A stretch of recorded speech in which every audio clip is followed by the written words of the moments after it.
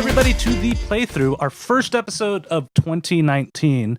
And I'm glad I actually said the right year because usually I don't at the beginning of the year. So this 2019. Yeah, this is. I'm gonna still be writing 2018 every time I write a check. I write 2001. Why are you writing checks? Yeah. Because it's also 1942 for him. You guys don't write checks anymore. Every time I go to the grocery store, I write out a check. Oh, you're one of those people. No. All right. No, I've literally wrote like 2001 or 2002. I'm like, that was a long time ago. That's the last time I wrote a check. Yeah. So, welcome to the playthrough. This is the show where we talk about board games.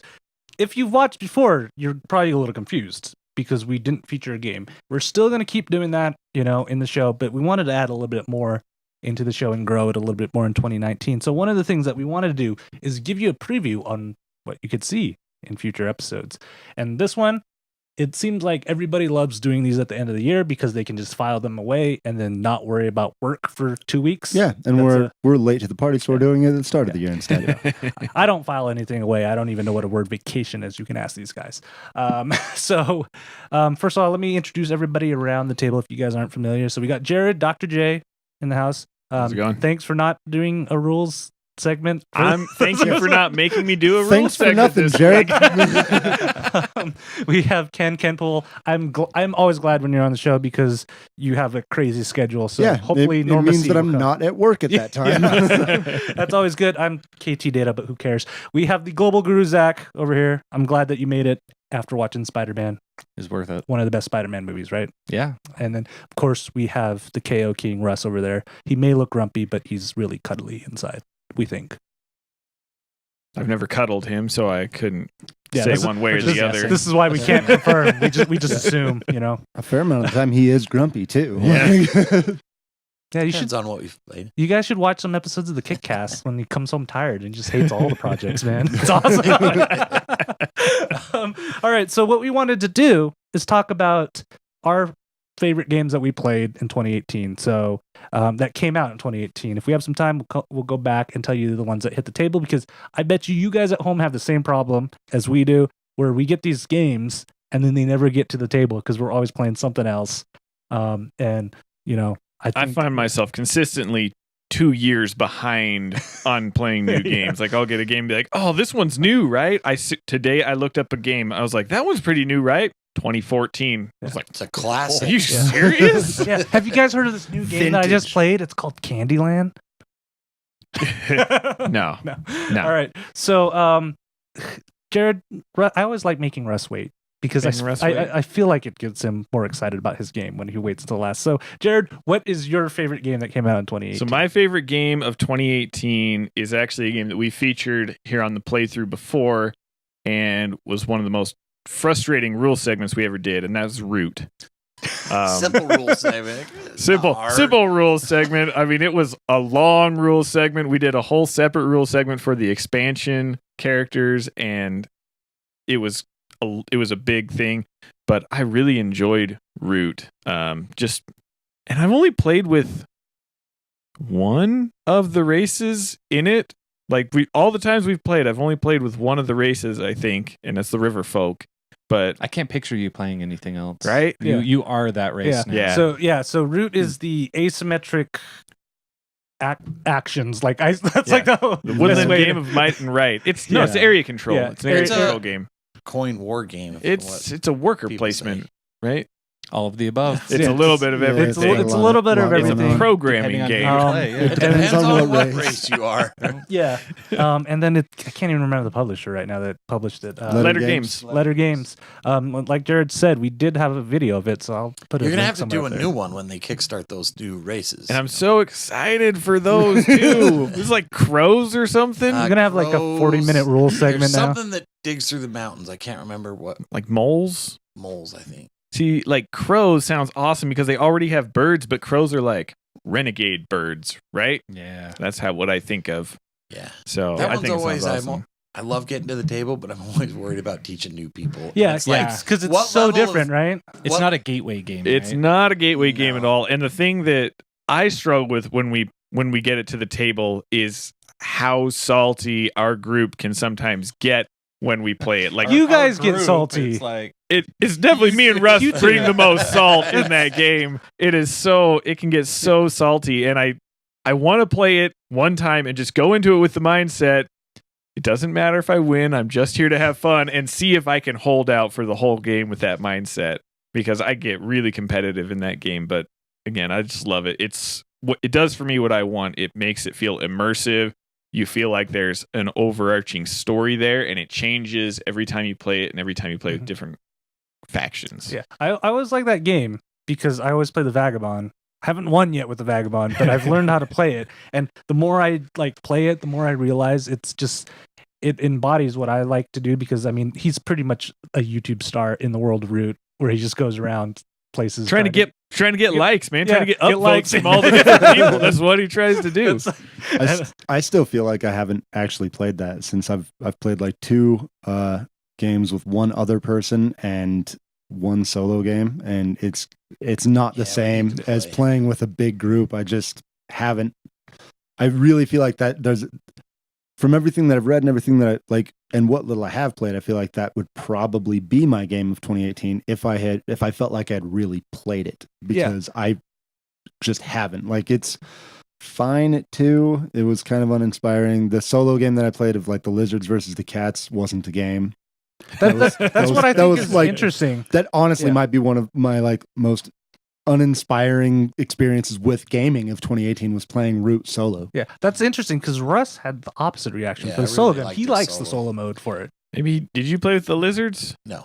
Yeah, don't. Dude, so maybe that's the wrong right there. So the lizards react off of the cards that go into the discard pile, and the mechanical cat plays just by discarding things. So literally it's a game of going, okay, all right. I mean, I feel like you could set up that whole board, flip the cards without doing any of the actions, and be like, okay, I won, or hey, look, I lost again. Because there's just no, the way that the way the mechanical cat works with the lizard folk, it takes away like 90% of your decision making. I like the cats and the birds as a solo. One of the I can crazy see that things, being fun, but don't do the lizard solo. One of the crazy things about Root is we probably played it 4 or 5 times before we ever made the video about it, because this is a fairly new game when we made the video. And when I did the rules segment, I was still learning new rules that we'd overlooked or that we hadn't. Don't tell him that. I mean, I'm pretty sure all the rules in the rules segment were correct. The secret's out now. But it's like, actually, I think somebody left a comment. Wait, on that's one of the videos. that's how that faction plays. Like, we haven't been doing that right, or that. Yeah. So it's really and it's not the kind of game you'll with different groups of people, because when we play, our strategy, like if you're always playing the same races, you kind of play based on how you know others will play. So you try to strategize that way. When you go in and play, lends itself to like a metagame group think type of thing. If you play a race that you usually play. Well, when I play the River Folk, I'm sitting there and I'm like, Russ wants to buy my cards because he always buys my cards. So I need to make those crazy expensive, but if I'm playing with other people who haven't played before, I'm different experience. Like, what? How much do I charge for my cards? So I really like it, and it really feels like it's been kind of a different game. Even playing the same faction, it felt like it's been a different game every time I've played it. It's heavy. It's super heavy. It feels not so bad after you played a few times, but I remember after the first time, I had no intentions of buying it, and I was like, I was just spent. I was like, that's the heaviest game I've ever played, but it was trying to learn everything. I didn't like the little playthrough they start the with, intro thing, where they tell you what to do without thinking. My brain doesn't work that way, so I need to know, why am I doing that? It looks like such an innocent game with all these little woodland creatures, all cute, and it does. And kids want to play. I'm like, I mentioned it in the other discussion video. It's got a very dark, like backdrop theme to it. Oh, yeah. If you could make a completely evil version of that's just like monsters and. Well, I mean, there's the whole coin series that is about like historic battles. But you could do that with cutesy games. My son got a rescue polar bears for Christmas. It's all cutesy. All the polar bears drowned. It's like, yeah, that's not so cutesy. It's kind of sad, morbid. It's funny. It's just environmental. Like if you saw Aquaman, there's a little bit of that in there too. All right, so moving on to Ken. Like I swear every other week you buy a new calyx to put in your house, so you probably got I'm probably due for one. So 2018, like a game published in 2018 is kind of difficult for me. So like the first half of the year was playing quite a bit. I was at pretty much any game night that we had and played a lot of games that came out before 2018 because it was like the first half of the year. The second half of the year, I spent about half of my time out of state, which really impacted my ability to do anything. I mean, I've got like family and stuff, so there, even when I'm home, my time was kind of prioritized elsewhere. And then once I stopped traveling, I was working so much that just gaming I haven't been able to do. I've acquired a bunch of really cool looking games. It seemed like that were published in 2018. Every week you're like, man, this came in the mail from Kickstarter, or I just backed this, or look what I bought. I bought this and I bought this. You got a bunch of games I would like to get to the table. Yeah, I know, right? But as far as playing games that were made in 2018, I mean, like I thought about it and I was like, okay, I've played a couple of games of Root, but I don't feel like I've really played it.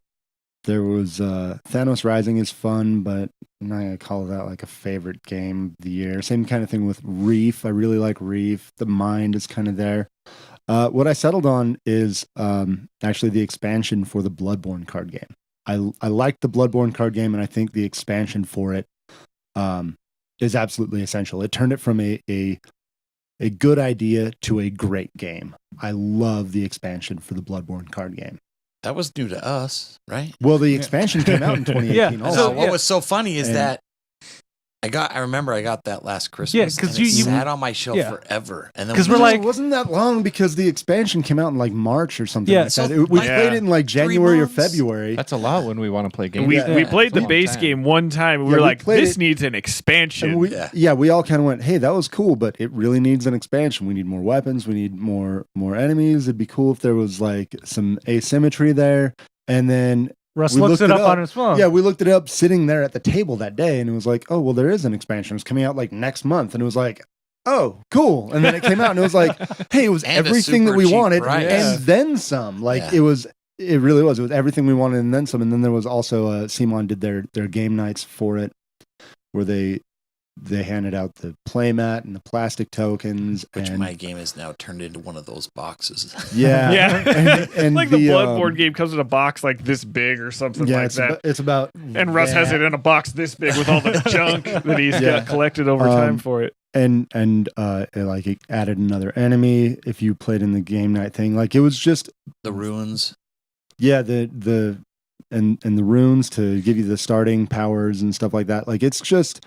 It really turned it from a good idea to what I think is a great game. And honestly, it's one of my, the Bloodborne card game has become one of my definitely top 5 favorite games. Yeah, and we're at 2 for 2 right now. Into the video game, or did the video game get you into the card game? Because I knew you like tried out the video game and didn't care for it. But then one of your buddies was like, "No, you need to try it again." Really, what it was is peer pressure got me into the video game. I was down with the card game, and it was kind of a cool thing bouncing between the two, because playing the card game didn't give me a whole lot of context, and there's so much content in the card game, especially when you add in the expansion, that I couldn't remember every single enemy, every single boss. But as I got more and more familiar with the game, or the video game, which I like, I got the platinum trophy. Like I have played a lot of Bloodborne. I've got like 150 hours of Bloodborne, and that's also just this year. As I've gotten more and more familiar with the game, every time that I bring out the card game, I'm like, oh, that guy, I hate those guys. Or, these guys are so easy in the game. Why is it so much harder here? You know, that sort of thing. Or they kind of enriched each other, but I would say that playing the video game enriched the card game more so than the other way, because mostly just because there's so much content in the card game. It's hard to keep that straight as you're playing a game and trying not to die all the time. You die all the time. It has such a good theme already that it's like, I'm sure when you play the video game, it just furthers like, oh yeah. Yeah. Well, I mean, the video game has like this sweet blend of gothic horror with Lovecraftian type of thing, which comes through if you look at the monsters, because all of the art in the card game is like screen grabs from the game. I mean, it's all like 1-to-1. It is exactly as it is. Well, even the the little promo figure, that's like the cover art, right? The guy with the cover art. I think that was the first thing I've ever painted. It's so cool. It's Do you have any really extra cool minis left of those? Yeah. Yeah, so if you guys are looking for a painted version, let us know. They're pretty cool looking. Russ Which just enhances the theme even more that you're passing this guy around that's all bloody and has this huge sword thing. Pretty sweet. Yeah. I got one more that I painted that I'll put on the market at some point. You did one that was like Assassin's Creed style, right? I was like, that was sick. And then I kept a normal one for myself. Yeah, the white really makes the blood pop. What's funny is my character in the video game, I actually have like a mostly white gear set. So my guy is mostly until you go and hit a bad guy. Well, yeah, then you just get covered in blood. That's awesome. But that's a good one. I remember I got at the table with a bunch of friends that I started a gaming night with that typically aren't into games. They are now, and now they look forward to the scheduled game night.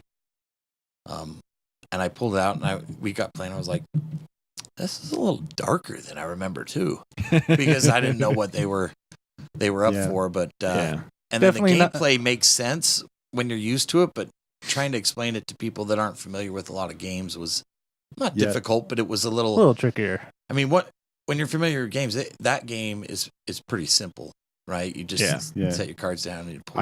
I took a small selection of board games with me my first trip to California for a couple of weeks, and Bloodborne was like the one that kept getting played. Yeah. Once, because we were playing with a full table, once my 4 coworkers kind of understood it, they were like, "Yeah, let's play it some more. Let's play. You want to play Bloodborne again tonight? Hey, let's play Bloodborne." And I was like, "Yeah, dude, let's do it. Let's definitely play Bloodborne. This is awesome." And then it's another one that can bring salt to the table. Yeah, absolutely. And more recently, it's I've introduced my stepdaughter and my wife to it, and they're really enjoying it. Like I've yet to play that with someone who, I mean, I've definitely seen. I didn't like. What I ended up getting this game. I didn't like where the market was. I didn't like how my starting rune didn't seem to help me. But I have yet to play with anyone who goes, I just didn't really like that. I don't think it's that good. Anyone who I've played it with, they're like, yeah, this is pretty cool. There's kind of a lot there. Pretty popular. I felt like when that expansion came out, I didn't think many people played the game. Right. And then the expansion came out, and all of a sudden, all these players were like, almost all our like regular game stores that we go to, and if you're Russ, you go to a lot of them, had a OP night where they did a night for a Bloodborne, and all of them were like packed full.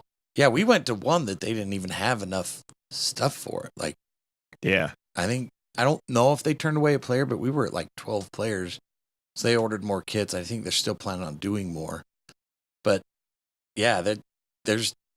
there was definitely a need for that expansion. I think it helped grow the game. That's an awesome game. Yeah, the Bloodborne, what's it called? The Hunter's Nightmare expansion. Yeah. I mean, I'm not gonna lie, I picked up that game because the designer name that was on it. Yeah, Eric. Well, it was Simon and Eric Lang, so it was like a combination of things. It had everything that Russ looks for in a game. I was originally turned off from it because it was a themed game. And usually those are like, because stay away from those. Have we noticed like recently IP games have kind of made a turnaround? They really have. In terms of just, it's less of let's just slap a name on it. Which really gets you excited for that Metal Gear, right? Yeah, I'm really excited for that. If only I could get it signed by Kojima. If I could get it signed by Kojima, I'd just probably die. But is there any other game that kind of has that play style of Bloodborne where it's like you kind of put the cards down and it affects everybody? I don't know, man. I mean, there's got to be something. There's bound to be something out there. But when I looked through the list of 2018 games on Board Game Geek, there was at least 50 pages of it. And so there's quickly flip through 50 pages of games. So probably there's got to be something in those 50 pages that are similar to that, and that's just this year, right? Yeah. That's kind of nuts. So moving on, and for some reason continuing our theme of picking games that we did playthrough episodes of. Well, I mean, we do play through episodes of games that we like. We're not going to be like, hey, let's do an episode of this game that no one enjoyed. That wouldn't make sense. Yeah. I want to do one on Candyland now. Okay. Yeah. April 1st. So continuing on that theme, my favorite game of 2018, this one actually, the reason I picked it is because it caught me off guard. It came from a company that I did not expect to have a solid game come out of. and that is USAopoly. Like, so the game that I'm picking is Thanos Rising, and not we played this before Infinity War came out, right? I believe. Maybe it was I feel after. like It was after. Time It was definitely after because we were making jokes about certain characters dying. Yeah. Okay. Yeah. In our game, I kind of feel like What? What? You can't. Spoilers. It's on Yes. Netflix. Go Dude, watch the it. second movie's trailer's out. If you ain't Yeah, seen kinda- the first one, yeah. Well, I mean, the second one it's just hit time's over. Netflix recently. Yeah. or the first one.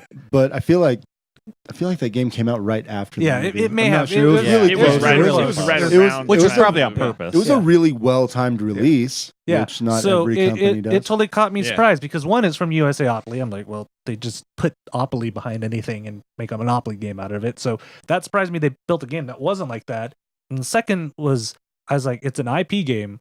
This can't be good, right? But when we played it, it's got a cooperative dice chucker. Well, and I don't want to say this too harshly. The components looked kind of cheesy. Mine looks And the awesome. art. the component, the one component, really, Yeah, because the dice the look art nice, too, the card with is the Right. screenshots looked like they like came from the movie. You're like, that's kind But they work Usually well, it's though. drawing. They It work well, does, though. but That's- still, you see that and it's like, this is You definitely kind of themed look one, at it so and you're like, turns you this was away. a cash grab Yeah. to cash Yeah, in on the like, movie. oh, they're so coming lazy. out. They just had to get screenshots and Yeah, But it Yeah. wasn't. But then it like works, Yeah. right? we No, cracked it's a it open, good we game. played it, and we're like, this is actually a solid It's cooperative fun. yeah. gateway board game. Like Yeah. I loved it, and everything about it seemed natural. Like, you know, we were joking about characters disappearing. So I have no idea if USAopoly knew that was going to happen in the movie or not. They probably didn't, right? Because they had to develop the game before it. Yeah. But somehow that kind of fit in with the theme, and that just drew me even more into it. And like, there's not a lot about that game that I don't like. I mean,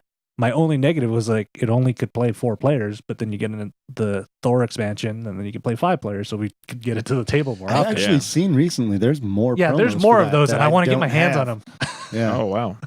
Yeah, that's a good solid choice. And I will say that another game of theirs that kind of hit me off guard that same way is the Harry Potter one. That's not going to be one of my top games, so I wanted to throw that. But I haven't seen anybody who's played it that's a Harry Potter fan not like it. Oh, that like, game it's- is awesome. It seems to be. It sees. I mean, because a you lot played of it too, time right? on this Yeah, table I love 'cause of it. My family. It's but- at the Battle for Hogwarts game or whatever. Yeah. Well, it's It's a great interesting deck when we builder. went to Origins and went to the USA like we almost didn't go I was there. dragging my feet. Like, And- you had to drag me to that booth. Yeah, and I'm like, let's just go talk to them. Seriously, one of the best booths that I think we stopped by. They were super nice. They told us about kind of the background of some of the things, and we kind of told them it's like, yeah, we really didn't want to stop because, Opoly. Opoly is kind of put you in a certain place, and we're thinking you're not that type of game company, but you're kind of Yeah, they're- moving into it. And 2 perfect examples of how they're reaching out of their normal. Oh yeah, you know. between They seem to be one of the companies that's making good IP games. Yeah, between so- Thanos and Battle for Hogwarts, it's definitely. I get excited when some of their games come out. There's 2 more that I think are both of theirs. There's a pretty sure, Deadpool game that we've been that I don't know if haven't you've been played able that to one get yet. to the table No, that I haven't. I want It's to. what Kevin's We've Yeah. been meaning to play that Yeah, one we as gotta well. get that. The new Harry Potter one, or not Harry Potter, the new Magic Fantastic Beasts one. I'd like to get to the table. And then But- I know they have a Kickstarter one. I can't remember the name off the top of my head They right have now. a That's, Kickstarter. that's coming right now because it was a Project Ray Gun, right? They did the Kickstarter this year or last year in 2018, but it should be delivered in 2019. And I'm pretty sure I backed it. Yeah. But definitely Thanos kind of opened up my confidence in that company. I think it's a great game. I think it's fun. I think it's simple. It's Yeah. simple And to it- teach. That one's been a hit with the kids, Yeah, for sure. and like it's just- It's also cool. interesting because it has a pretty decent like production quality, but it's not an expensive game. Like Yeah. you look at the pieces and Yeah. you're like, oh, they got these cool gems, these cool dice. Yeah. But it's very inexpensive game to buy, especially if you're buying it on sale. You can get it for like $20 or maybe even less. Yeah. So the Thanos isn't great looking, but But pretty if you're a much painter, it gets the The Everything one else we looks pretty used cool. is Yeah, I know. The one I have looks amazing. I don't know The what other you guys are nice looking thing is you can get it at like Target. Yeah. And so it's one of those gateway games where casual gamers might grab it and play and be like, "Oh, this is cool," and then they'll be open to other games. Yeah, similar to really- it. I it's can a good definitely gateway see that game. game. You can get in bringing gateway people places. like opening up people's mind to the hobby. Yeah, because Yeah, for definitely. sure. And like totally on accident too. I mean, seeing it in the board game section at Target, which Target has gotten a lot better, but I mean, it being at Target, Walmart, next to things like Sorry and Monopoly and Battleship, someone going, "Hey, an Avengers game. My kid loves the Avengers. Here, take this and shut up." Like giving it a chance and being like, "Hey, wow, there's actually a game here. Like it's got some depth to it. There's some decisions to make. It's interesting. It's got some cool mechanics. Like there's a lot going for it." Yeah, for and sure. I like how it actually minimizes downtime too, especially when you're like, kind of banking on the extra symbols and stuff. It forces you to still pay attention, so you can be like, "Hey, I can give you this right now, so we can take care of this now," instead of just like staring at your phone for the next 20 minutes until your Yeah, turn for comes sure. around.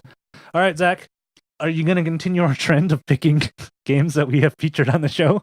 Yes. Yeah. So for me, it kind of came down to a couple. I wanted to. Of course, we picked the indecisive guys to go last. I know, right? and I was thinking, so my favorite game of 2018 board game was Western Legends, which we did feature. However, the one that was kind of creeping up on it that I kind of wanted to talk about was Keyforge. But considering Western Legends is a little more of a board game than just a like you know what I traditional mean? Yeah, board traditional game, board game. I thought rather than that being probably a competitive card edges. game. Yeah, So edges it traditional out a like little bit. Monopoly, because that I mean, Not it that is. traditional. I mean, if we're going to do That's Monopoly, we better do classical. Candyland as an Classic. episode. now. Classical, not traditional. I thought 2014 would be classics. That's retro. okay. So my favorite thing about Western Legends, and the reason why it was one of my favorites, is the sandbox approach to it. I mean, I really love the theme. I love the artwork and the different characters because they go off of historical people and things like that.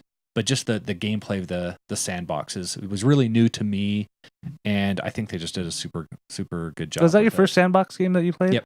Well, It- we'd played. I think the closest was probably Fallout that we played before. Yeah, that's sort of Yeah, sandboxy, but haven't less played- so. I haven't played Western Legends, but the closest thing to a sandbox I could think of is either Fallout or Discover on Lands Unknown. that Yeah, and I have haven't played. That's tried that one another yet. game that I really like that I know doesn't get a lot of love. Was that? Yeah, Yeah, we'll, it gets a we'll, lot we'll of go back hate. to some honorable mentions because I know there's a Yeah. couple of games that we want to give honorable mentions to. Yeah, too. for sure. And the other cool thing about Western Legends is they've also announced that I think in a month or two they will be kickstarting another expansion. Oh yeah, I have to get it, right? One of the best things is we played it the first time without the expansions. You And need we're like, oh, it just expansions. needs expansions. So we played it again.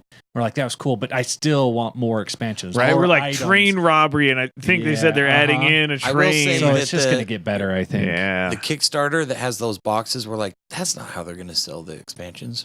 They do. That's how they sell the expansions. oh really? Yeah. It's just a Pop-up container to hold a boxes. lot of the Do Kickstarter they send them to the stuff. stores and make them assemble them and put them in the I don't boxes know. themselves? I don't know. It makes me really want to get cool components for the games, like make I know, real, yeah. make Oh, yeah. real 'Cause things and stuff. I told for you it. guys, We every could time- make escapes the- and stuff. We could make those cliffs. I know, wouldn't that pretty be easy. so awesome? Well- I've seen so many things on Board Game Geek and Facebook, and people, they make some really cool Yeah, stuff. and I was telling you Yeah. guys, I kind of want to learn how to leatherwork just to make these player mats into like actual leather pockets and stuff. Instead of boards, you have to roll them out every game. and then you can slide the they have little cards in and stuff. pockets. Yeah, like how cool would that be? Right? With the Kickstarter, they've kind of teased a few add-ons of maybe doing like I've seen people make poker chips for the little cattle stuff, and then different tokens for the damage and things like Right, that. yeah. And Are they just gonna? so many different things you could do with it. Are they going to add to the general store? Because I like. Yeah. I imagine. they need what- to Yeah, I expand think it for sure. the board because it is. Well, they were talking about a play mat. sandboxy. It's sandboxy, but like It's It seems kind of small a small almost. board. For And it how feels like big it needs. is, Yeah. It feels like it could needs to or be should bigger with more options of places to go. Yeah. Because like one of the things that you do is you chase down the wanted people and try to arrest them. No, Russ chases But down the wanted the board- people. He never wants to That's go one to the thing you dark can't do side. in the Meaning Russ game. chases It feels like Jared. the board isn't big enough to really get the feel of that like posse chasing down the outlaws through the desert. I don't for know days why and I days. struggle trying to be the outlaw in that game. It always sounds cool, and then I start and I'm like, Russ has I a don't hard wanna time be the being an bad outlaw, guy. and what I do is as soon as I get a fast horse, I go and rob the bank. Yeah. And I'm like, get the money and run. No, you get the money, you deposit your money, then you run. No, you don't deposit the money. You deposit the The gold nuggets. That's what you do. Yeah, you go there, you rob it, then you deposit the gold nuggets into your account, and then you leave. That makes no sense. Well, you don't want to leave I them did that one empty-handed, time, right? and Russ was like, "You can't make a deposit after robbing the bank." I'm going to take your money. I'd like And to make give a you some deposit. more. While I'm here, here's Is my that account number. is that a robbery or just? Can It's the guy just behind the counter efficiency, say, man. It's just we're just exchanging. Yeah. I'll send the mark You put a to the mask sheriff on, after. right? So they think you're someone else. Yeah. Yeah. No, you just put glasses on and you're a different person. That's how it Little works, right? curl, maybe. It's just Yep. that's all you Or got a to cowboy hat. The expansions are definitely needed for that one, just because it's the sandbox, and you're like, oh, I want to do this, I want to have this, I want to buy this, I want to do this. I really Yeah. want to try this game. Like hearing you guys talk about it right now, it sounds really similar to hearing people talk about Red Dead Redemption. It's like, No, it's funny Oh, because it man, makes I you feel- want to go play Red with- Dead. I got with the the games one at the same exception- time. I got with the the- games in, so Yeah. like just the theme. with So- the one thematic so exception he being that he played- says the board's too small. The map on Red Dead Redemption is huge. Yeah. So like it sounds So you like could- they just literally need a to- world. What yeah. you do is you start downloading Red Dead, play Let the updates go. Play three play, games and of then Western play Legends. 2 or 3 games, and then by the time you're done, it'll be all uploaded and ready to go. Nice. Yeah. All right, so Russ, he's been holding back on us and letting us know because he's like, I have a couple options, and I'll decide right when we record. No, so, so I run He's into bringing out. Oh, He's got well, no, notes. 'cause He's it's- bringing out. it's- his cheat What was it called sheet. again? it's a. I picked something. It's a newer game. I haven't played a lot, but it's When did it come out? Do you know? this year. That's why. Yeah. So most of my 2019 games, already. wow. 2018. The problem that I have is that most of the games that I buy, I don't want to say I'm a cheapo, but I'm kind He's a of cheapo. frugal. So I'm I always. mean, not to my extent or yours. I'm but- usually hitting stuff. But we that- influence his that buying is things. on Oh, sale absolutely. or clearance. I don't buy a lot of stuff that's. Full If you price looked I at haven't played Russ's it. like purchase history and how much money he spends on board games, you would say he's not a frugal person. But when it comes to buying board games, he's got to get that $5 or $10 off if Yeah. it's going to be Yeah. worthwhile. I think that like probably the most frugal, and then you, and then it depends on the week for the three of us. Like, Right. It depends on how Depends many on when the sales are on going on. Kickstarter. Although Jared, when Yeah. he gets a game, he doesn't care paying full price. He only buys the ones he absolutely loves. yeah, See, and that's So that's not very frugal, but so he without doesn't buy it's su- as many. I guess it's super deliberate. without Kickstarters being delivered Yeah. and stuff. I think it's hard. The type of plays that I get in with new games, I don't get a lot in because I unless something's on sale or a good deal, I'm not going to go buy a game because it sounds cool. Is he delaying the name on purpose? No, I'm not delaying. Probably. It's been like 5 minutes now. We're No, I'm just saying I didn't pick something. So that you shopping see for on board everybody's games is your board list. game So of I picked- 2018. No, I picked Roar, King of the Pride. Does that have Katy Rawr. Perry in it anywhere? Yes, it does. Okay, just So- we making did listen to it while we played it. So this is Who made that game? IDW, and the designer was Daryl Andrews and Erica Boyoris. Oh, this is gonna be fun. Give it to Jared. But that's why I pulled that up so I could get the Yeah. designers. You really want? But it's an someone to kill it. IDW game. They do good with. They're hit and miss. That's Yeah. the interesting part. But I've told So- these guys this too. I swear, whoever is in the IP department for IDW had the exact same childhood as me. Yeah. Because every single IP they own is like something like, I love that as a kid, and I want to meet this guy someday. I just want to meet the guy who This gets the isn't IPs. IP, right? No, This is just no. So this is a Well, bunch going of back to your lions. on sale thing, like this isn't offered in a lot of places, right? no. I've never seen this game at a board game store that I've never been to in heard person. or seen of it. No, it was. before he brought it I out. knew I wanted it. It had been on my list. So, Where did you hear about it? The internet. yeah, Just Internet. someone posted, and you're like, you know, because "That's I'm lions." always. I've seen a couple of like Facebook posts and stuff where people the art talked really about it. caught my eye, and then the theme. I like themes. Mhm. I like a little What different is themes. it? Like I've never played. So, it. so I it, don't it's know. it's so, it's a territory. You have Africa. You have prides of lions. So you would be a pride of lions, and it's territory control. Okay. Ish.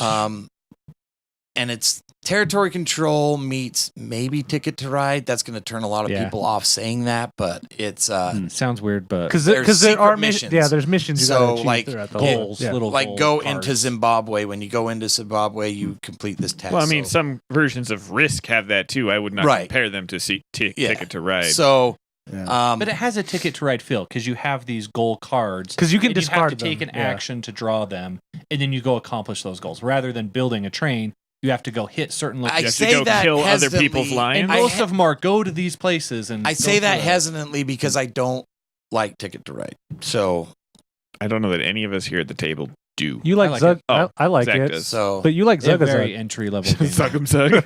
so I like the anyway, digital version it, Right. counts everything for you. Yeah. you have years. It's just interesting the way it works where humans interact. Like someone will put a hut there. If you have lions there, your lions get pushed out. Do you actually like kill the other player's lions? No, they just No, which is kind of disappear. strange because That's why it's no. So ish, what area control ish. You're not what actually happens is though, if killing you anything off, you roar move louder them. than like if you have more power than your lions. physically if I came roar. up and I roar, then your lioness turns into my lioness. Oh. And then I can take over territory by pushing you out, but it doesn't kill your lions. unless they But can be pushed what out. happens is you have to have enough food to feed your lions. And if you don't have enough food to feed your lions, then they will die. So there is that aspect to it. If you push someone out, they might just push out, go to another part of Africa, but they might starve, so they're going to lose them.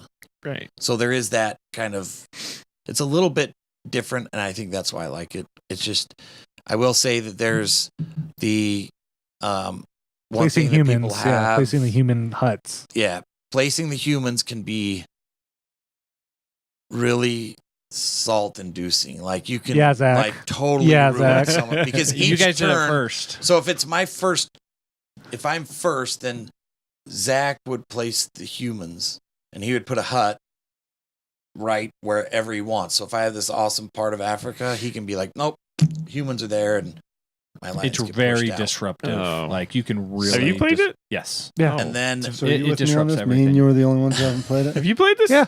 What? Did And- you guys all play it together? Yeah. and then You were gone. You didn't bother to tell us that you played it together. Well, That's Yeah, it was why a big I'm secret. confused. You- Oh. Big secret. They're keeping Yeah. it from us. Surprise. We played it with Ben too. If we, you And guys then- didn't know. Oh, Yeah. right. Yeah. Oh, okay. I well, see. see, and the continent's not very big. It's Africa. It's huge. Well, I mean, Actually, a map of Africa. Yes. So you have lions living in like the Sahara Desert in the north of They're Africa. countries. Yeah. They're based on the countries. Yeah, they're Split based up on by countries. But it plays up to 6. So we're 6 would talking be like pretty hectic though. lots of conflict, which is kind of Sounds like it could be fun. So Hmm.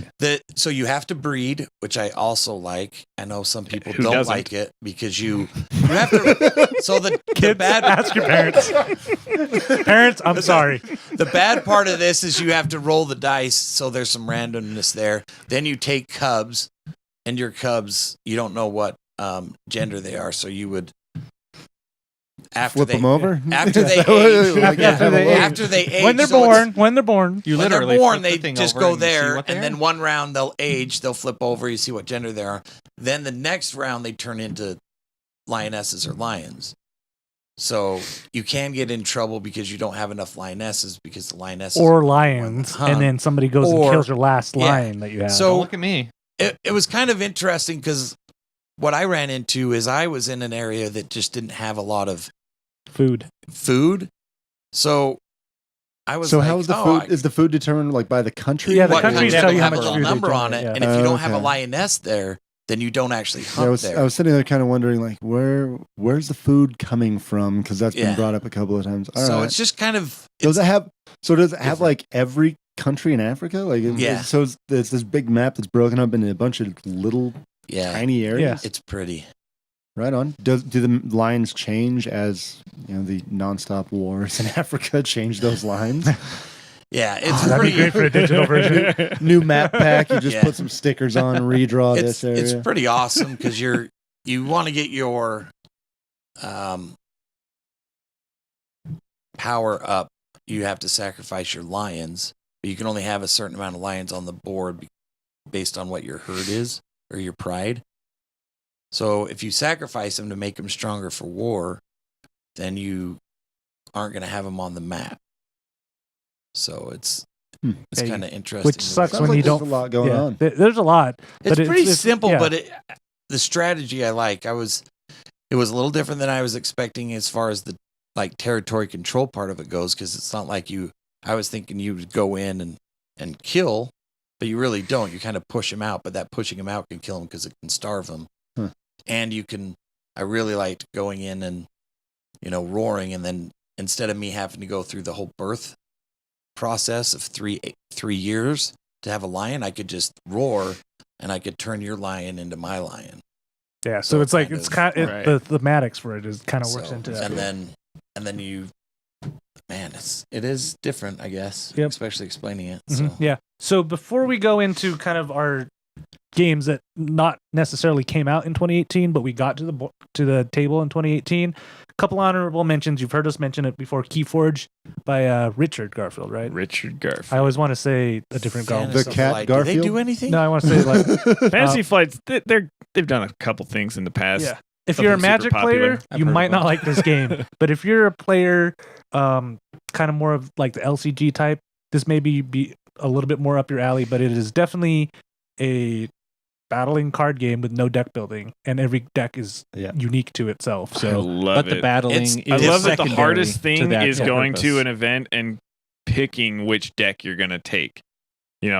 That's why some of us have like We just randomly 21 choose decks. one. I mean, we used to play Dice Masters, and how many hours would we spend brewing teams and putting Many them together hours. before an event, Yeah. like Most in a of us- week? we spent most of the hours doing Oh, that. it was Yeah. Even it some was when I should be ridiculous, and now it's sleeping. just like Yeah. I've got these I'll just go with 5 this. decks. I'm going to take this one and that one. Jared, how do you only have 5? This guy who said he was only going to buy like 3 has like 20 now.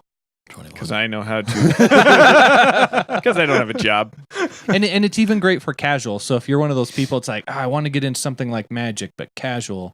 Like grab Yeah, 4 decks Yeah. and I mean, mix it up honestly, and I- just grab a friend and just play. An argument could easily be made that it's better in a casual setting Yeah. because Oh, of yeah. how swingy and totally like off balance the game can be. And you don't have to spend as much money to Oh, be yeah. competitive Yeah. Yep. or as much time. I mean, you probably have to spend time to be competitive for events. I'm kind but of for surprised casual- you like it as much because you don't have that control over a lot of stuff.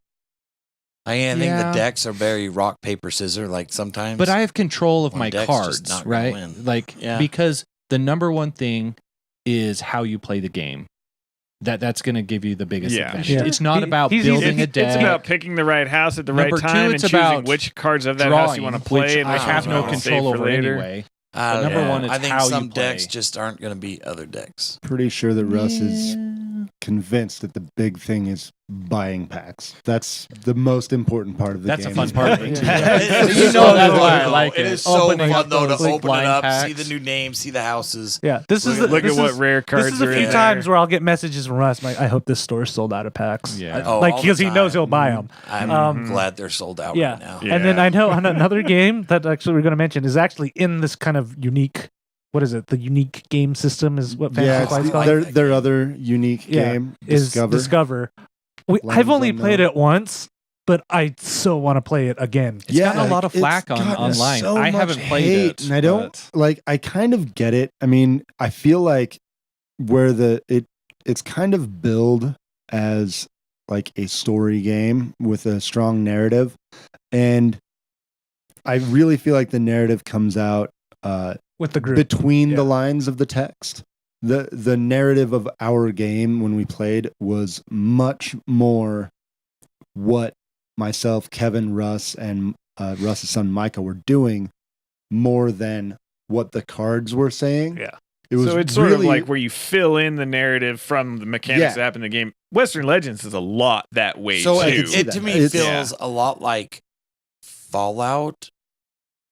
For me, like a step better than Fallout. yeah, I Right. felt Yeah. like it did a lot of the things that Fallout did, but better. And I mean, there's a few things that Fallout does that are really cool, but that kind of Yeah. ties back to the IP. Right. Where if you were to take away the Fallout IP, I really think that Discover Lands Unknown is the strictly better game. So what's unique? It's this unique board So- game, so- but what's the so- the unique part components about and it? how they all come together. There's a total of what is it, like 6 or 7 different terrain types. Yeah. Each box comes with 2.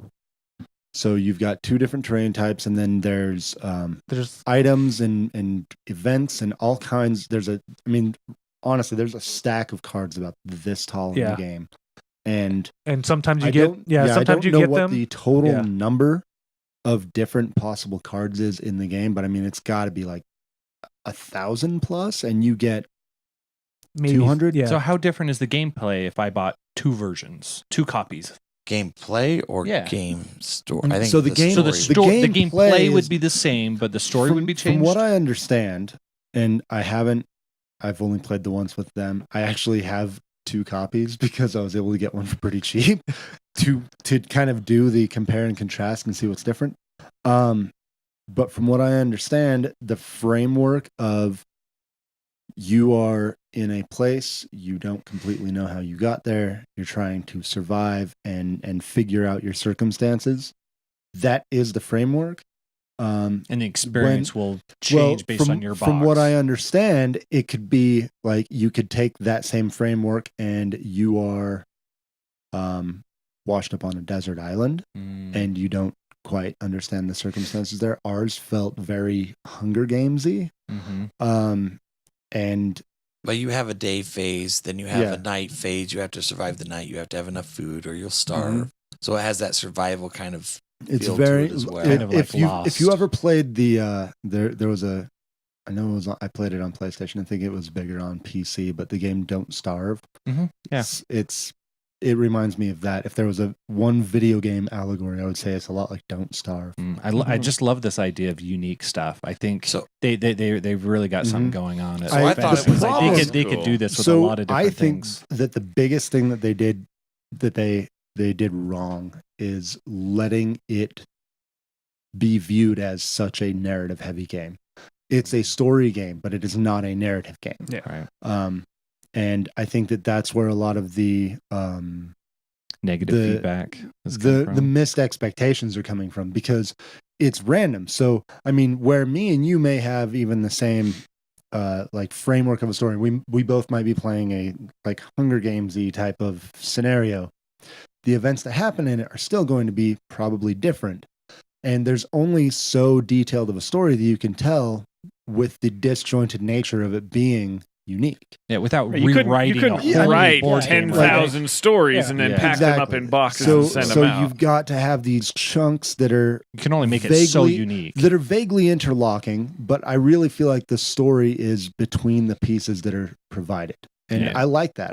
I think that we've got a good group for filling in those Yeah. stories. And I think they can learn from their experience and Yeah. use different IPs and different Yeah, I board really game hope types with that this.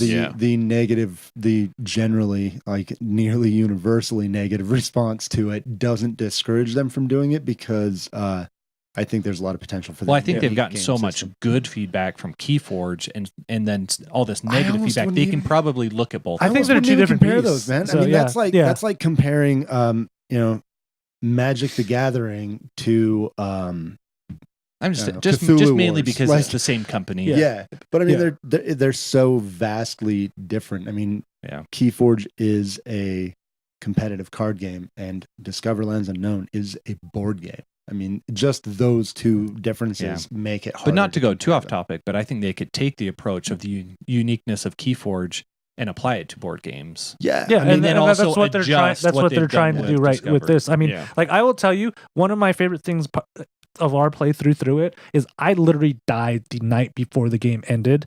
Yeah. And all of us like, yeah, that's about something Kevin would do. Like, you can't Yeah. script that. Like, that has to be from the Yeah. group. Yeah, You that's cool. It felt really good. Yep. But I think that a lot of it is we've got a good group for Yeah. it. Yeah. So All right. So now, I don't know how much time we have left. So let's kind of go in through the games that we managed to get to the table in 2018 that we're glad to. I'll go first because mine is a pretty easy one. You guys can guess because I remember buying it and it's sitting on my shelf forever. Jared already had played it before, and that is Lords of Vegas. Oh, Um, yeah. And then I got a little more panic too when I heard that was it Mayfair Games was shutting down. I'm like, oh crap! Now I got to go get the expansion as fast as I can. Right. And then we got the expansion for that, and that in 2018 is one of my most favorite, which is weird because if you guys are listening at home, I roll terribly. Me picking both my games, It's like all my picks are 100% dice rolling rolling games. game. It's even more surprising because I don't care about the theme one bit. Like Las Vegas gambling theme, I don't like that theme at all. But you sit down and you play Lords of Vegas, and all of a sudden you're like, oh man, this game's awesome. So That's that right fun. there just shows you how solid and good of a game it really is. Yeah, and if you guys aren't familiar with it, because it's an older game, I think it came out in the early 2000s was the first printing. I don't know, maybe. And so 2008 or what you're something. doing is you're looking to build the Las Vegas Strip, and the way you do that is you roll some dice, and you're actually trying to build them, but each slot has kind of a dice value to it, right? Yeah. And then you use dice for that. But what happens is you can start joining lots together, even with other players, and then you guys can pay to re-roll all the dice. Yeah, and so that's there's like 6 different colors of casinos, and you buy like little lots on each of the city blocks, and the lots you get are random. It's Vegas, man. Everything is chance in this game. There's nothing that's not chance.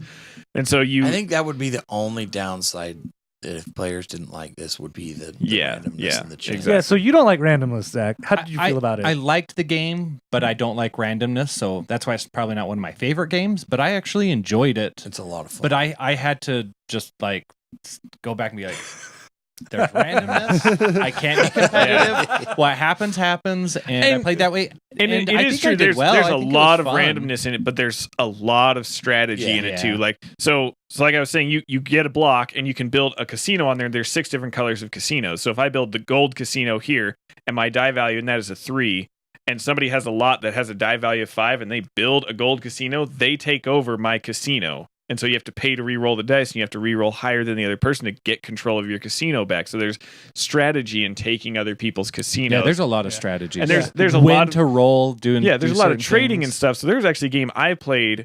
My rolls were so bad. I had nothing but ones on every die in every casino I owned. And so I would never get enough money to be able to re-roll any of those casinos. So basically what I did was I turned to my buddy who had stake in that casino, and I was like, you give me that casino over there and you can have all of these dice. And he made the deal, and I didn't come back and win it, but I wasn't in dead last the way I was going that last to. game we played. Yeah. It was like This is sometimes another you- one that I've never played. It's a ton of fun. he was rolling epically bad. It was funny. But yeah, one of the and best. that was very yeah. entertaining. Yeah, Right well, on. one of the best parts though is like you'll have like a casino that's like 6 die, and like your opponent has like 5 of them, and you only have 1. You pay to re-roll it, and then your opponent gets all 1, and you get like Or the you've got a 6. casino Yeah. where somebody's got 3, 2 people have 2, and one person has 1, and you all re-roll, and the guy with 1 ends up Gets taking it. control of the casino, and you're like, yeah, and then it pays out the next turn. You get like 9 points from having 1 die in that casino. It's It's a rush, and when you get to the last part of the game where you're sitting there and you're like, all right, I'm gonna pay, and we're gonna re-roll all these dice, and it's just there's a huge like rush that you Yeah. get when you're rolling the dice and wanting to win that casino. So it's Yep, and highly recommend to play with poker chips It's instead a of ride. paper money. it's awesome. Yes. All right, Jared. So, what was your favorite game to bring to the table in 2018? So my favorite game, I actually have it right here. I don't think any of you guys have ever played this game before.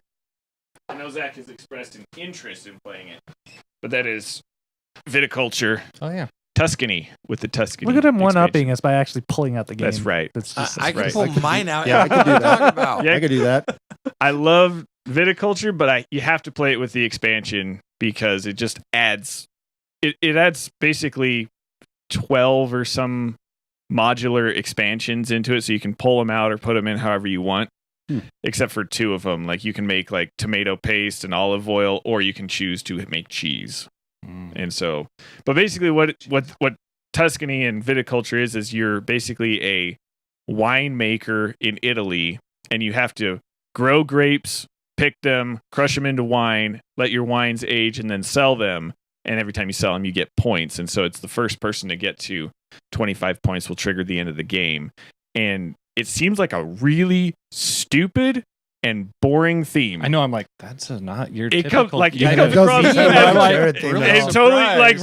right. And that's the thing is like I've come to the realization that the theme isn't really so important to me as much as the immersive feel of the game, and you really do It get the doesn't matter feel. what the theme is, so like- much as how it comes across. Yeah, exactly. You And felt this like you does took it- off your shoes and started really- smashing the grapes. Yeah, man. I mean, you sit there and you're like, oh, okay. And it's a worker placement, and so there's a lot of What messing up. You're like terrible at worker I placement. am terrible at it. And I'm not necessarily good at this game, but I still like playing it. But it's a worker placement where there's a lot of messing with other people. You know, there's tons of different ways to get points and to win, which I love about the game.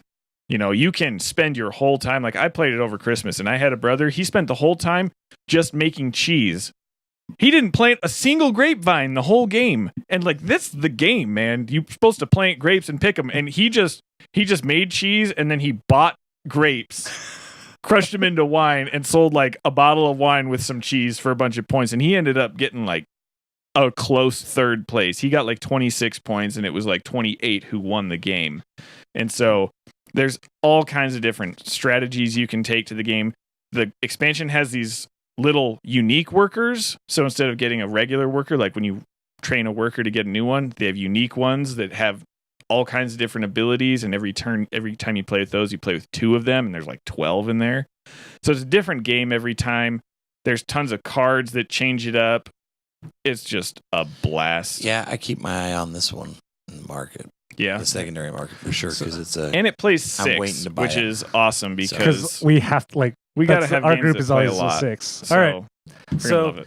get that. So I want there. that. I want you to get the little. It makes me Etsy- hungry. That's the problem. I It's like, man, I want some cheese. I want you to get the little Right. things I've seen on Etsy that are little teeny wine bottles and like all these little things for that game. Oh yeah, I'm Oh, sure people yeah. do all Was kinds it of Stonemeyer crazy that crap. makes that? Yeah. Yeah, which they is make good quality products, like they do make good components and stuff too. Yeah, and So- this is a Kickstarter version with the nice metal coins and yeah. stuff. So Yeah, and that's really that's one thought we've been thinking of bringing to the show, guys. If you guys want to hear about how to pimp out your games, let us know, and we may add a segment to a future show about that. Do it. All right, Ken, what was your favorite game you got to the table or to the truck dashboard or wherever? Yeah, wherever I play games, just threw it down on the sidewalk. Like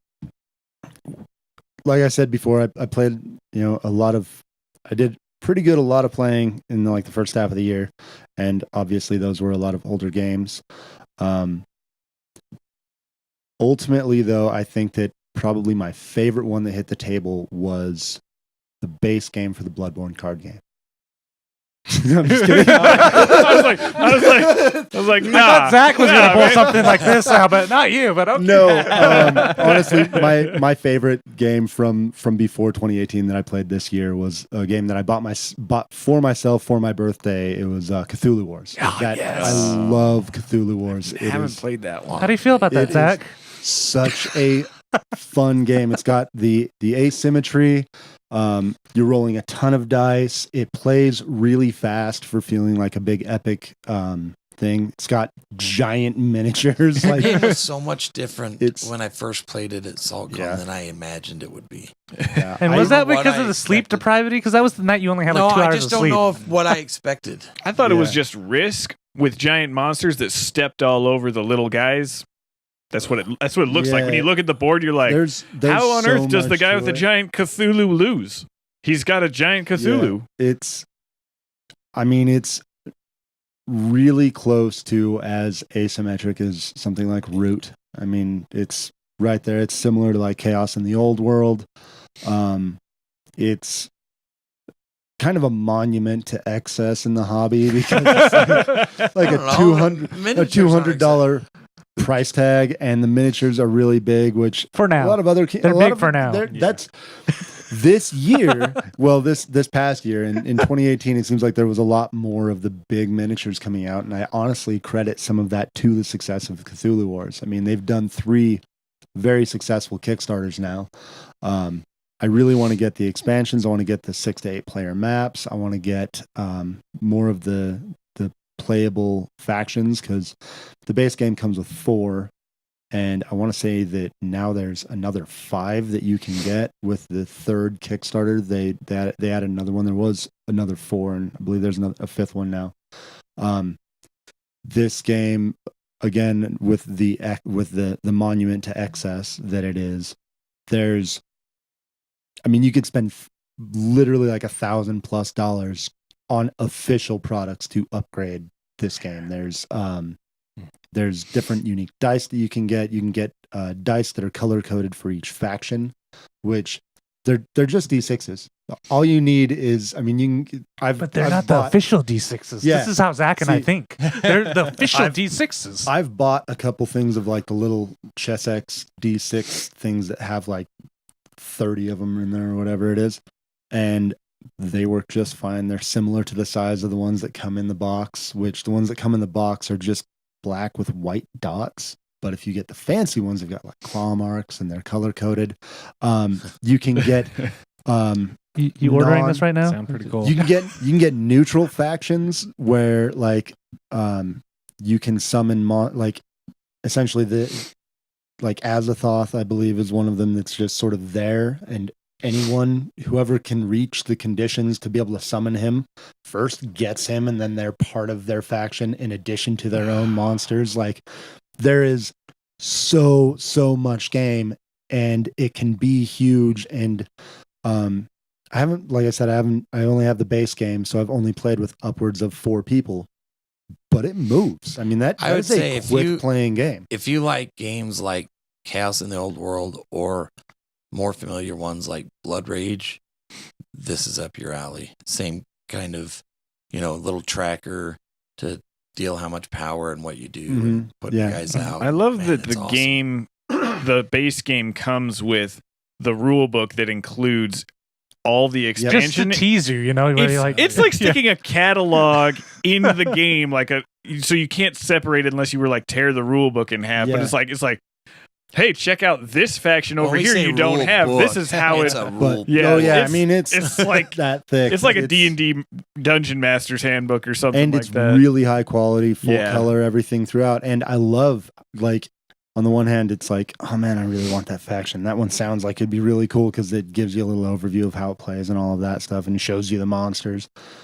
But one day, if they're ever available in stores, I fully intend to get those once they've reprint them and get them out there again. I really And hope it'll they be have really a- nice to not. I mean, I've bought expansions for other games, and it's like, all right, well, I guess we'll throw that book in there and this book and this book, and it's like you end up with this stack of books that you open a box and they just like books and pamphlets go everywhere. And with this, it's all in one book. It's all right there. That's all you need, and Pretty sure that's that really that cool. book alone costs more than some board games that I own.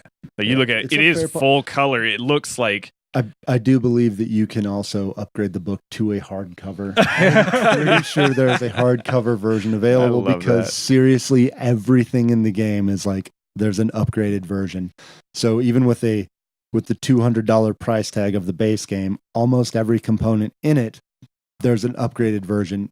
And like, I mean, there's alternate sculpts for some of the monsters, and there's glow in the dark, great old ones, and it's just bananas how much stuff there is. You're I didn't never even gonna like play the that game and I in want the it dark. No, you just replace your normal lights with the UV lights. Ah, there Look you low. go. That's how you Well, do it. I'll This- tell you this- when you're this going to is- play it in the dark is Yeah. when you get the glow in the dark Yeah. ones. You're going to shut out the lights and be like, yeah, there it is. I'm gonna play a card. What card? I don't know. This I- Let me yeah, hold it up so- to Cthulhu.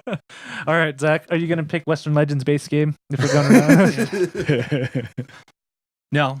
So I was thinking of one game. I was going to choose Blood Rage, but it seems so familiar, which is funny because I really didn't super that love surprises Cthulhu me that Wars.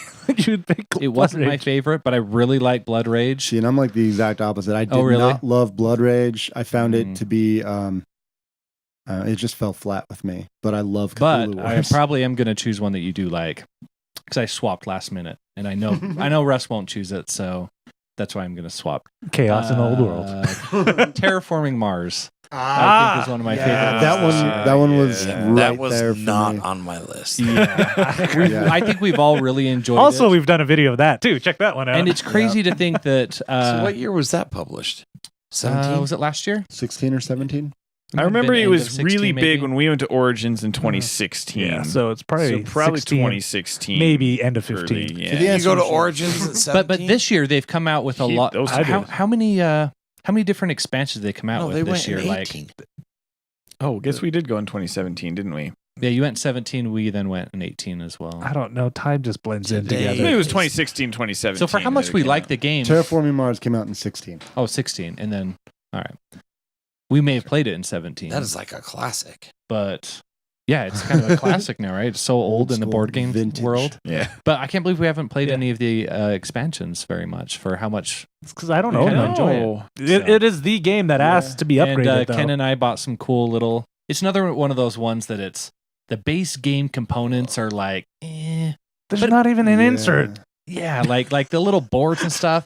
So we bought some things on Etsy for Yeah. little player boards and There's a lot of options to upgrade that. The difference between that and Cthulhu Wars being that with Cthulhu Wars, it's all official, and with Terraforming Mars, there's nothing none of it is official, official. right? Which is crazy. But it just has a lot of and the version we play is where we start by drafting, which is Yeah. a big draw for me because that's one of my favorite board game mechanics. Yeah. And then the engine building I really like, and then a little bit of placement and stuff. So it's kind of has a little bit of all of my favorite mechanics. Yeah. The And thing the that theme I is love just- about just that is pours out of it, which is awesome. drafting, engine building, all that are mechanics that Russ loves, but he doesn't Yeah. love. the game. Oh, that's another one of my bonuses that Russ he doesn't hate the game, but he doesn't like it either, and I feel like he's conflicted as he's playing it because he knows all of us like it. Yeah. So I enjoy Yeah. watching It's- him struggle while It's a while perfect playing too. example of sometimes games have mechanics that you really, really like. And maybe you like these three mechanics in particular, but if you put them into a game, it doesn't mean you're gonna like the game. That's Yeah. Blood Rage for me. Yeah. Yeah. There's nothing about Blood Rage that I look at it and I go, I don't like games that do that, because really it's got a bunch of stuff that I like. But for whatever reason, Blood Rage just doesn't click with me.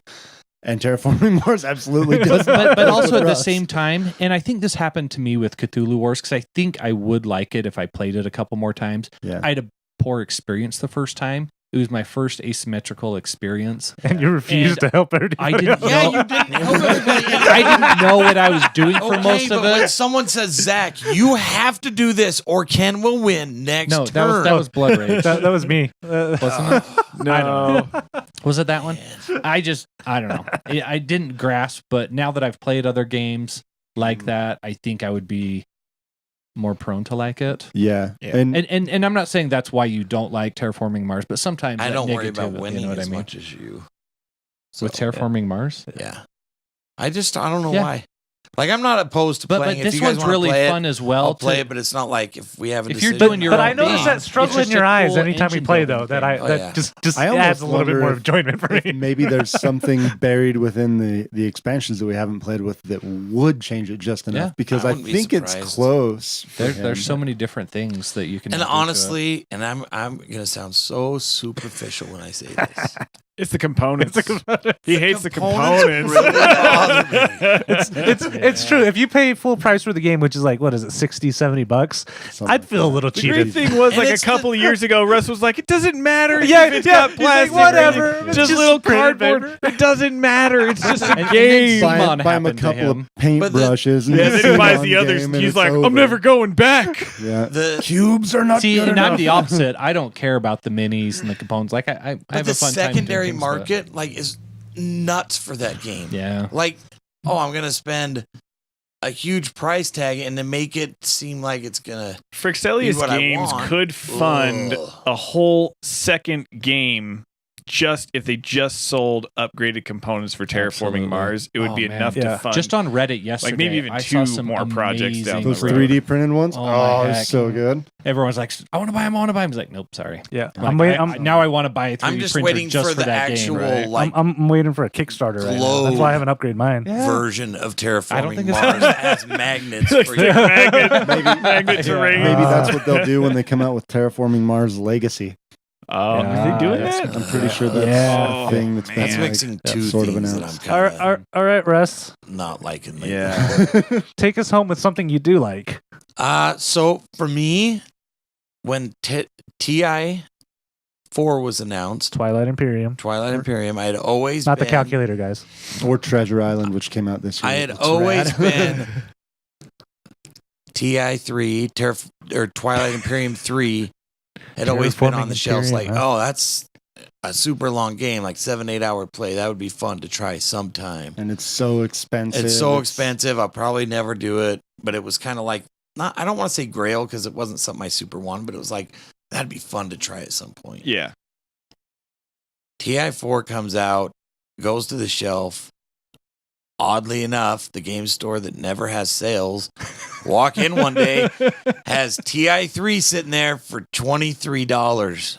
And I'm like, I gotta get this, right? Like, $23, I gotta get it. Right. So I bought it.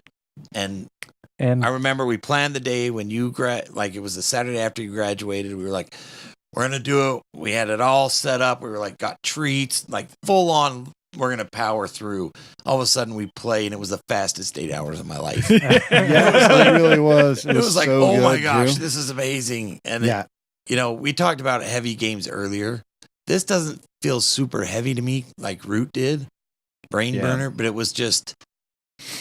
just goes. And I remember we played, and I checked. We played June 12th, June 19th, and then like the next, like one of 3 those weeks two, later, like we didn't start until 9:00 at night, and we got till done at 9. like the sun was coming up. We were like Yeah. going home, zombies. It was great. I think that we played one game of TI3, and it was like, okay, so why did they come out with a 4th edition? Kind of looked into it, and it was like, all right, so they streamlined some things, looked at some of the stuff, and I was like, I'll buy it. I'll just buy it. I'll just take. I'll get TI4. I want it. And we played TI4 one time too. Yeah. Your So copy we of have it, and I played- really, really love TI4. Twilight Imperium 4 times this year, at least. Last year, it's Last you year. couldn't do that. I mean, That's- we will may play it have. 4 times We this could have at year. least gotten 2 by now. I mean, right? it's definitely Ugh. not leaving my shelf. I would like TI4. Well, And you've TI2 even and talked about TI1. getting I want all I versions want of TI1 it just to and have 2 the whole because they're- collection. They're cool, Yeah. but Because that game instantly became, I think, a Russ favorite wants- for all of us. Oh, This it- one's every time TI1 we and played it. TI2 for the artwork. yeah. Honorable It mention to very your much Cosmic Encounters came one. into Yes, yeah. That was sick. really That one was of my easily my You top got 5. the first of all Cosmic time. Encounters. yeah, That's yeah. sick art on there too. So it's it sounds daunting, but Don't let it the time really- limit intimidate there are you. games that I play that are 2 or 3 hours that Seem longer than seem TI. longer than Twilight. Yeah. Imperium. Forbidden Stars Oh man, Oh that my game gosh. was a 6-hour game, I think, and it felt like it took 20 900 hours. Yep. It was, and people really like Forbidden Stars, but it was not for our group at all. Yeah, And it we were wasn't like a hit list. powering through. We got to the last round of the game, and we're almost just let's not even Yeah. play it. All right, I I'm think gonna it's funny when we stop played- you. I'm gonna stop you guys right there because you guys are wasting good content. And that in this No, episode but is in TI3, We're never I will doing a say- video on Forbidden Stars, so might as well What's tell funny it right though now. with TI3 is when TI4 when we played it with Alex, we were telling him how hard it is to get points. I mean, we're like round 2, and he's like, he like points blitzed aren't to easy. 4 All this, points. He all was of a like, sudden, because he Yeah. had put himself just right in the spotlight. next- He didn't score any more points. like the whole 6 game. hours. Like the next 6 hours, he didn't score a Yeah. single point. That was a rough game for him. Never want to be the guy that starts out real strong in that. Yeah. game. Right? Yeah. Yep. All right. So we want to hear from you guys at home what your favorite games that came out in 2018 were, or just your favorite games that you brought out. And also let us know if you want to see more episodes like this, or you're like, no, we just want to have alone time with Jared in the rules section. Sure. If I mean, I don't even think his wife would want that, but okay, we'll do that. Just shoot us an email, the playthrough at ktdata.net. We should do another episode with all of our Or if you want to hear our worst honorable mentions. yeah, because- 2018. Oh, there could be There's so just many. Oh, yeah, so make sure you I guys looked. I played 130 or 124 brand new games to me this Yeah. year. So So yeah, make sure you guys go check out theplaythru.net. That's THRU as in the drive-through for that. So 2019 is going to be a big year for the show. Hopefully you guys enjoy this stuff. Let us know what you want to hear on the show. One last honorable mention before I forget, the board game table bags.